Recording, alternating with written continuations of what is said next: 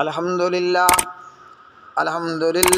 رب العالمین والصلاة والسلام علی رسولہ الکریم محمد وآلہ وصحابہ اجمعین اما بعد قال رسول اللہ صلی اللہ علیہ وسلم ان اللہ لینادی یوم القیامت این جیرانی این جیرانی قال فتقول الملائکۃ ربنا ومن ينبغي ان يجاورك فيقول این عمار المساجد۔ سلسلہ صحیحہ حدیث نمبر 27-28۔ السلام علیکم ورحمۃ اللہ۔ پیارے بھائی محمد اقبال فرام کراچی، ویڈیو آپ نے بھیجی ہے مولانا صاحب کی۔ کہتے ہیں کہ انگریز نے مولوی کو صرف مسجد تک اور مسجد کے متعلقات یا مدرسہ یا خانقاہ کے متعلقات تک محدود کر دیا۔ تخت و تاج یا حکومت، اس حوالے سے انگریز نے مولوی کو دور کر دیا ہے کہ اس کام میں ہمارے ساتھ تعاون کریں، چینل کو سبسکرائب کریں، بیل آئیکن ضرور دبائیں اور ویڈیو کو شیئر کریں۔ ان کے کہنے کا یا ان کی گفتگو کا مقصد یہ ہے کہ مولوی کو بھی چاہیے کہ وہ پارلیمنٹ میں آئے، وہ قومی اسمبلی میں آئے، وہ الیکشن اور ووٹ کے لیے کھڑا ہو، وہ گلی گلی محلے محلے جا کر لوگوں سے ووٹ کی بھیک مانگے اور اپنے آپ کو اقتدار میں لے کر آئے، اپنے آپ کو وزیروں کی وزارتوں میں لے کر آئے۔ مولوی کو بھی چاہیے کہ وہ بادشاہ بنے، وزیر اعظم بنے، قومی اسمبلی کا اسپیکر بنے اور پارلیمنٹ کا ممبر بنے۔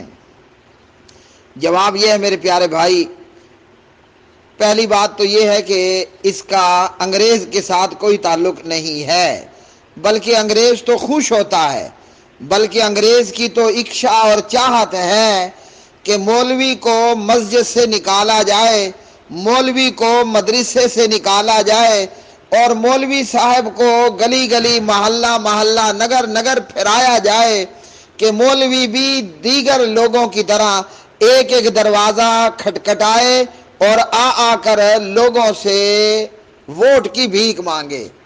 انگریز تو اس بات کو پسند کرتا ہے۔ ہمارے سامنے اس کی مثالیں موجود ہیں کہ جو جمہوریت کا انکار کرتے ہیں اور جمہوریت کو یورپ کا اور یہودیت اور عیسائیت کا دین سمجھتے ہیں، ان پر انگریز باقاعدہ پابندیاں لگا دیتا ہے، اور ایسی جماعتیں ہمارے پڑوس میں، ہمارے ملکوں کے اندر، ہمارے شہروں کے اندر، ہماری بستیوں کے اندر موجود ہیں۔ اور جب یہ جمہوریت کو کفر کرنے والے انگریز کی جمہوری سیاسی مغربی جمہوریت کا حصہ بن جاتے ہیں تو پھر انگریز ان کے لیے نرمیاں پیدا کرنا شروع کر دیتا ہے۔ ایک ٹو دی پوائنٹ بات تو یہ بتا دوں کہ یہ جمہوریت، الیکشن اور ووٹ، اس کا اسلام دین کے ساتھ کوئی تعلق نہیں ہے، بلکہ کہنے والے نے کہا غالباً اقبال ہی ہے، سوال بھی اقبال کا، جواب بھی اقبال کا، اور کہنے والا بھی شاید اقبال ہی ہے، شاعر مشرق، کہ جمہوریت ایک ایسا نظام زندگی ہے، جمہوریت اور ووٹ کی سیاست ایک ایسی طرز زندگی ہے کہ جس میں انسانوں کو تولا نہیں گنا جاتا ہے۔ اسلام کے اندر تول دیکھا گیا ہے، اسلام کے اندر اس کا علمی معیار دیکھا گیا ہے، اسلام کے اندر گنتی کا شمار نہیں کیا گیا جی، جبکہ اس جمہوریت کے اندر انسانوں کو گنا جاتا ہے، تولا نہیں جاتا جی، اسلام کے اندر گنتی کوئی نہیں ہے۔ اسی طرح جمہوریت ایک ایسا نظام زندگی ہے کہ یہ گورنمنٹ آف دا پیپل، یہ عوام کی حکومت ہے، اور یہ نظام زندگی عوام ہی کے ذریعے ہے، اور یہ نظام زندگی فار دا پیپل، عوام ہی کے لیے ہے۔ جبکہ قرآن کریم نے کہا ان الحکم الا اللہ، ان الحکم الا اللہ، کہ حکم صرف اللہ ہی کے لیے، اللہ ہی کی حاکمیت ہوگی۔ یہ قرآن مجید فرقان حمید میں سورۃ یوسف میں پارہ نمبر 12 ہے۔ یہاں اللہ سبحانہ و تعالیٰ نے فرمایا انل حکم الا للہ، حاکمیت صرف اللہ اکیلے کی ہوگی، جبکہ اس جمہوریت کے نظام کے اندر عوام کی حکمیت عوام کے ذریعے عوام کے لیے، government of the people for the people by the people, ٹھیک ہے جی۔ تو قرآن کہتا ہے انل حکم الا للہ، انل حکم الا للہ، اللہ ہی کی حاکمیت ہوگی۔ بہرحال اب مولویوں کا کیا کام ہے؟ علماء دین کا اور مولویوں کا کام وہ ہے کہ جو انہوں نے پڑھا ہے اور سیکھا ہے۔ ایک بریکٹ میں آپ کو ہلکی سی بات بتا دوں، ایک مولوی صاحب سے اس کے مقتدی نے پوچھا حضرت نکاح کا طریقہ کیا ہے؟ مولوی صاحب نے سمپل نکاح پڑھانے کا طریقہ بتا دیا۔ تو وہ مقتدی کہنے لگا کہ حضرت یہ تو بڑا آسان طریقہ ہے، یہ تو نکاح میں بھی پڑھا سکتا ہوں اور ہم بھی پڑھا سکتے ہیں۔ مولوی کہنے لگا ٹھیک ہے نکاح پڑھا سکتے ہو، لیکن دوجاں دے کام وچ آگے جملہ سرائکی کا اس طرح کا ہے کہ شاید پارلیمانی آداب کے خلاف ہو جائے۔ مولوی نے جواب دیا کہ دوجاں دے کام دے اندر میں اس کو پارلیمانی رنگ دینے کے لیے کہوں گا کہ دوسروں کے کام میں ٹانگ نہیں اڑانی چاہیے۔ بھئی مولوی کا کام ہے قرآن پڑھانا، حدیث پڑھانا، دین سکھانا، دعوت کا کام کرنا اور تبلیغ دین کا کام کرنا۔ مولوی کا یہ کام نہیں ہے کہ مولوی ان کاموں کے اندر پڑ جائے۔ ہمارے سامنے پیارے نبی صلی اللہ علیہ وسلم کے صحابہ کی عظیم الشان مثالیں موجود ہیں۔ ان کو عہدہ دیا جاتا تو وہ اپنے آپ سے عہدے کو پیچھے کر لیا کرتے تھے۔ جب امام عمر رضی اللہ تعالی عنہ نے اپنے زخمی ہونے پر ابو لولو مجوسی کے کھنجر کھانے پر جب کمیٹی بنائی کہ خلیفے کا اپنے میں سے انتخاب کر لو، تو ہر ایک خلیفے کی نامزدگی کے لیے وہ دستبردار ہوتا گیا ہے جی۔ تو یہ ہے صحابہ کرام رضوان اللہ علیہم اجمعین کا معاملہ۔ اگر وہی کمیٹی آج بنائی جائے، مثال کے طور پر ہم اس میں 10 ممبر بنا لیتے ہیں، میں مثال کے طور پر کہہ رہا ہوں، غصہ نہ کرنا۔ ایک ممبر ہے عمران خان، ایک ممبر ہے آصف علی زرداری، ایک ممبر ہے نواز شریف، ایک شہباز شریف، ایک حمزہ، ایک مریم، ایک ساجد میر، ایک ساجد نقوی، ایک فضل رحمان۔ یہ کمیٹی کے ممبران پتہ کیا کہیں گے؟ ان ساروں کی زبان پر ہوگا میں، ہر ایک کہے گا مجھے خلیفہ بناؤ، میں وزیر اعظم بنتا ہوں۔ اور صحابہ کی زبان پر کیا تھا؟ تو میں نہیں بنتا، تو بن جا۔ دوسرا کہتا تو بن جا۔ تو بھائی جس کا کام اسی کو سانجے۔ علماء کا کام یہ ہے کہ ہم اپنے حکمرانوں کو دعوت و تبلیغ کا کام کریں گے۔ علماء کا کام کرسیوں کے پیچھے نہیں پڑنا۔ علماء کا کام دروازے کھڑکھڑا کر کے لوگوں سے ووٹ کی بھیک نہیں مانگنی۔ اللہ نے جو ہمیں دیا ہے وہ اللہ کی قسم کائنات بھر میں کسی کو نہیں دیا۔ جو اللہ نے علماء کو، مولویوں، قاریوں، حافظوں کو دیا وہ کائنات بھر میں اللہ نے کسی کو نہیں دیا۔ ہمارے پاس اللہ کا قرآن ہے، ہمارے پاس نبی پاک علیہ الصلوۃ والسلام کی سیرت پاک ہے۔ اللہ نے ہمیں داعی بنایا، مبلغ بنایا، ہم دعوت و تبلیغ کا کام کرتے ہیں۔ ہمارے پیارے نبی علیہ السلام کرسی کے پیچھے نہیں پڑے۔ یہ تو ہمارے مسلمان حکمران ہیں نا، جیسے بھی ہیں، گناہگار ہیں، کمزور ہیں، جیسے بھی ہیں، بہرحال وہ عمران ہو، وہ آصف ہو، وہ شہباز ہو، وہ حمزہ ہو، وغیرہ وغیرہ جو بھی ہوں، ان سے کرسی نہیں چھیننی۔ کرسی چھیننے کا مقابلہ ہے ہی حرام۔ پیارے نبی علیہ الصلوۃ والسلام نے کیسر و کسریٰ کے کافر مشرک مجوسیوں، آتش پرستوں، صلیب کے پجاریوں کو خط لکھے، کہا ایمان لے آؤ، اسلام قبول کر لو، تمہاری کرسی، تمہارا اقتدار تمہارے پاس رہے گا۔ اگر نبی پاک صلی اللہ علیہ وسلم خط میں لکھتے نا کہ پہلے تو کرسی چھوڑو، ایک نے بھی مسلمان نہیں ہونا تھا۔ آج یہ حکمران کیوں مولویوں کی بات پہ کان نہیں دھرتے؟ اس لیے کہ مولوی پہلی بات یہی کرتا ہے کرسی چھوڑو۔ میں ایک مولوی ہوں، عرصہ 23 سال سے ایک مسجد کا امام اور خطیب اور ذمہ دار ہوں۔ चौधरी आया, सरदार आया, पैसे वाला आया, मैं 2.5 कनाल की या 5 मरले की मस्जिद छोड़ने के लिए तैयार नहीं। क्या ख्याल है कि इमरान खान, इमरान नियाजी या शहबाज शरीफ 5-6 सूबों का 25 करोड़ की आवाम का मुल्क की कुर्सी छोड़ने के लिए तैयार होगा? अच्छा, तैयार नहीं होगा तो क्या होगा? दंगा और फसाद होगा। नवाज शरीफ कुर्सी नहीं छोड़ता था, डी चौक पे धरना, दंगा फसाद हुआ। इमरान खान कुर्सी नहीं छोड़ता था, रात के 12 बजे अदालतें उठ करके आ गई हैं जी। शहबाज शरीफ कुर्सी नहीं छोड़ता, इमरान खान जनाब वो इस्लामाबाद में जलूस और धरना लेकर आ गया। तो मौलवी भी अगर यही काम करेंगे कि अपने वजीर आजम से कहें कुर्सी छोड़ो, मौलवी कहे कि तुम यहूदियों के एजेंट हो, तुम इसराइल के एजेंट हो, तुम इस्लाम के दुश्मन हो, कुर्सी छोड़ो, सवाल पैदा नहीं होता कि आपके वजीर आजम ने कुर्सी छोड़नी हो। मौलवी का काम है, जिसका जो काम वो उसी को साजे। हाँ जी, आप खर की रेड़ी वाले को अगर जहाज की सीट पर बिठा दें तो क्या होगा? खर की रेड़ी वाले ने जहाज का बेड़ा गर्क कर देना है।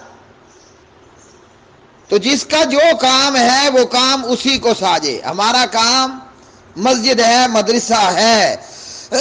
हम लोगों को दीन, और बल्कि नबी पाक अलैहिस्सलाम ने वजीर आजम या सदर के लिए नहीं कहा, खैरुकुम मन तअल्लमल कुरान व अल्लमहू, अल्लाह के बंदे हो, तुम में बेहतर वो है जो लोगों को कुरान पढ़ाता है, कुरान सिखाता है, कुरान सीखता है, कुरान पढ़ता है, ये सबसे बेहतर है।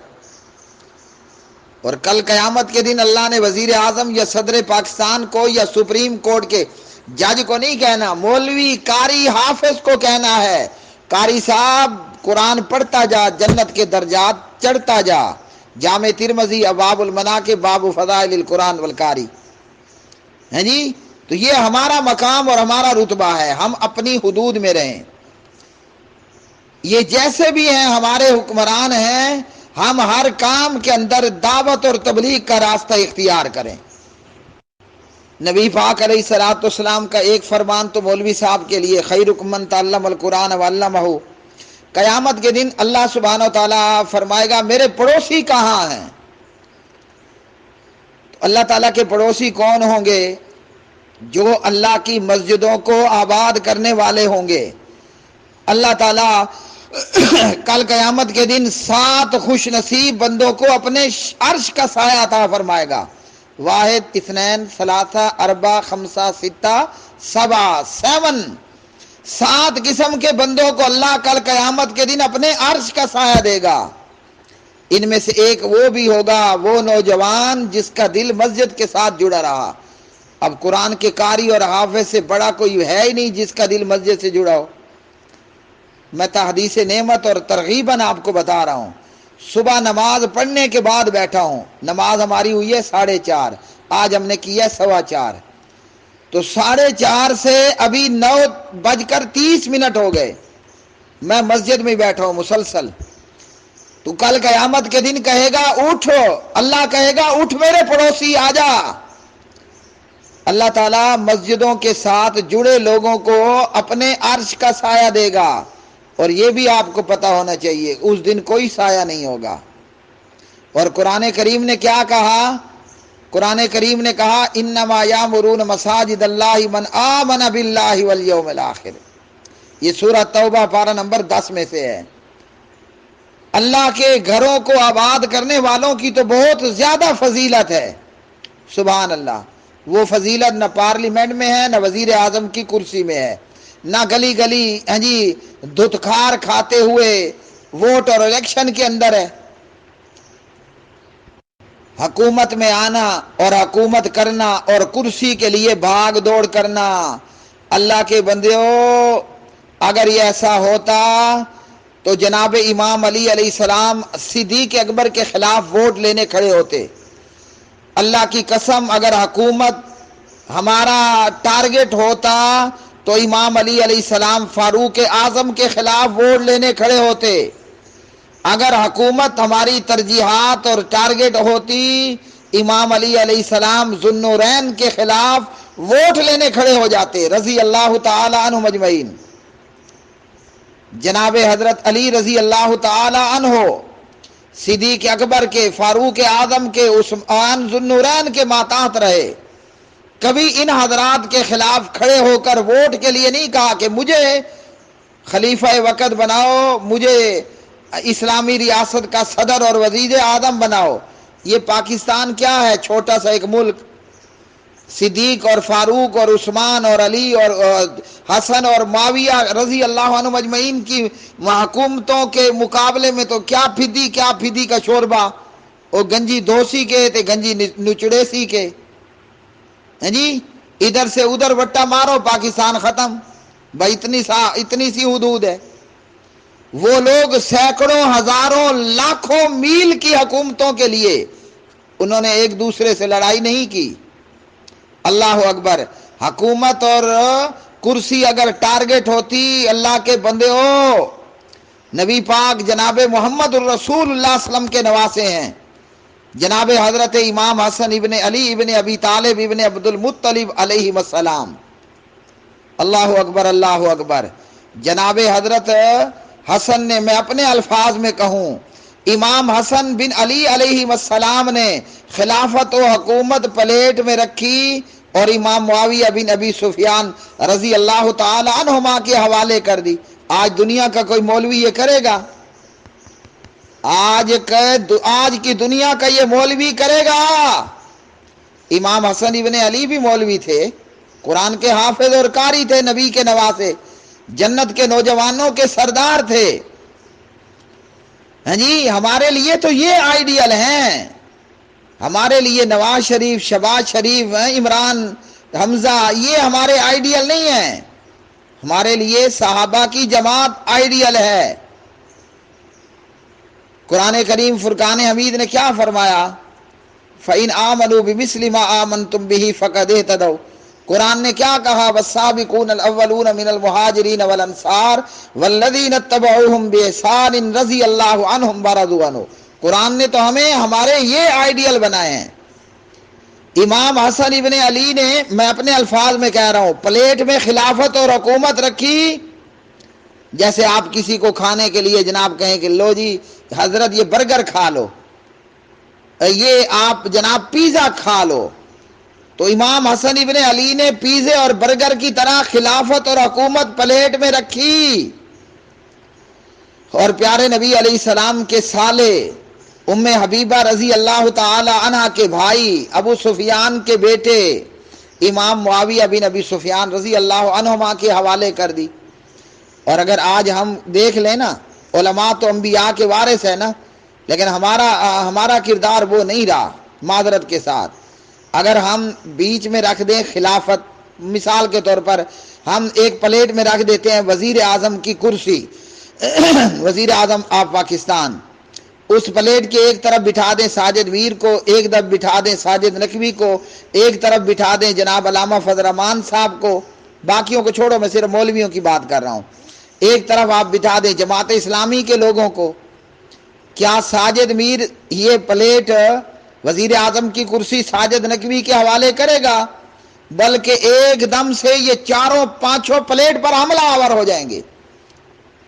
یہ علماء کا اور یہ صحابہ کے پیروکاروں کا طریقہ نہیں ہے، بلکہ اللہ اکبر، مجھے بڑی پیاری سے سونی بات یاد آئی۔ امام ابو حنیفہ، امام اعظم نعمان بن ثابت رحمۃ اللہ علیہ کی سیرت میں ہے کہ انہیں وقت کے خلیفے نے کہا کہ ہم آپ کو چیف جسٹس آف مملکت بناتے ہیں۔ امام صاحب نے کہا نا، میں نہیں مانتا، یہ آپ کو سیرت نعمان بن ثابت میں بھی مل جائے گی، اور بھی بہت ساری کتابوں کے اندر امام صاحب کے واقعات میں یہ واقعہ لکھا موجود ہے۔ آج ہم کہتے ہیں نا کہ ہم حنفی ہیں جی، ابو حنیفہ کے پیروکار ہیں، تو امام ابو حنیفہ کو وقت کے خلیفے نے پلیٹ میں رکھ کر کے دیا کہ جناب آپ کو چیف جسٹس آف مملکت بناتے ہیں، اور وہ کوئی 4 صوبوں کا 5 صوبوں کا چیف جسٹس نہ ہوتا، لاکھوں ہزاروں میل پر مبنی اسلامی ریاست کے چیف جسٹس ہوتے۔ ٹھیک ہے جی، اور زندگی بھر ریٹائر بھی نہیں ہوتے، جب تک موت نہیں آتی ریٹائرمنٹ بھی نشتا، کوئی ریٹائرمنٹ نہیں ہوگی۔ امام صاحب نے انکار کر دیا۔ اگر آج کے مولوی ہوتے تو ہم آپس میں لڑ پڑتے، ایک کہتا میں نے بننا ہے، دوسرا کہتا ہے میں نے بننا ہے۔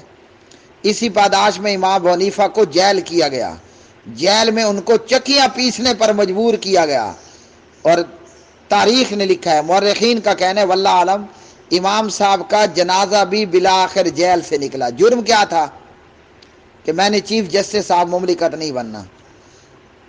تو علماء کا، اور امام صاحب کیا کام کرتے تھے؟ لوگوں کو دین پڑھاتے تھے، دین سیکھتے تھے، لوگوں کو سکھاتے تھے، جس کا کام اسی کو سانجھے۔